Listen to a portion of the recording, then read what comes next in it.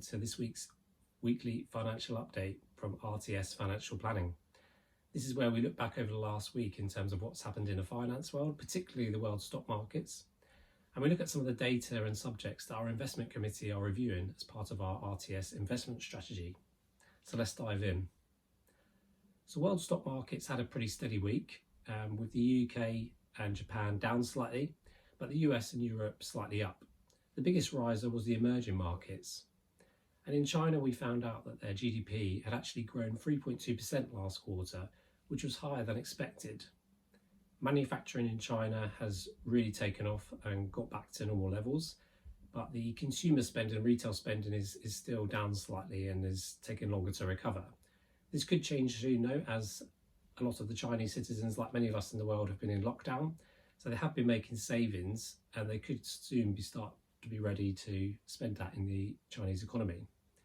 But it's worth pointing out that around a fifth of the Chinese GDP relies on exports. So China is still very reliant on the likes of the US and Europe recovering from the virus strongly, so that will help Chinese GDP. And speaking of Europe, after 4 mammoth days of meetings, the EU leaders finally agreed on a coronavirus rescue package for EU members. So this is a €750 billion package made up of grants and loans. The grants will be given to countries worst hit by the coronavirus, so this will probably be the likes of Italy and Spain, but there'll also be low interest loans available for the rest of the EU members. The markets had already priced this type of package in, so there wasn't a huge gain in the stock market once it was announced. But the markets did get a bit jittery at the start of the week when it looked like the package was a bit iffy and whether there was going to be an agreement or not. But it all came good in the end, and it just goes to show you that the EU are willing to do all it takes to keep this project running. And we've seen this a number of times. Just when we think countries are going to fall out of the EU or the EU is going to fall apart, they get it back together.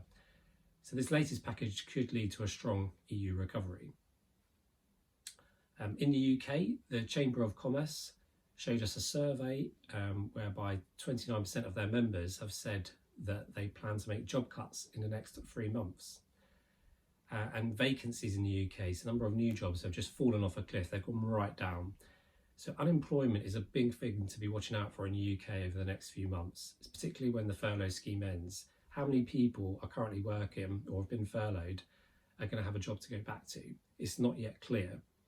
And unemployment will have a big factor on the economy because the UK economy is heavily reliant on consumer spending. So if we're out of jobs, we're not going to be spending money in the economy. And the government is desperate for us to start spending, which is why they've launched voucher schemes to get us to eat out in restaurants. But the Bank of England sound a lot more upbeat.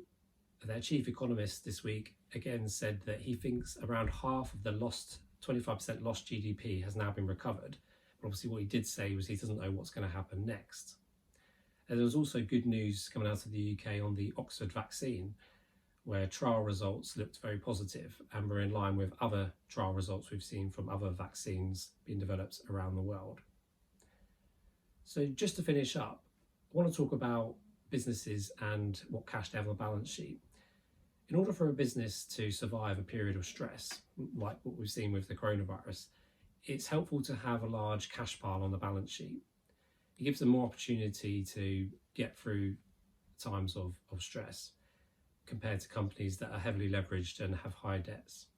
And if we look at world stock markets, it's interesting to see that the Asian economies and the Asian stock markets have a far greater amount of companies with higher net cash positions than the likes of the US and Europe, which is interesting to see going forward. It does appear that perhaps the Asian countries and the companies in Asia could be in a much better position to get through this coronavirus pandemic and come out stronger.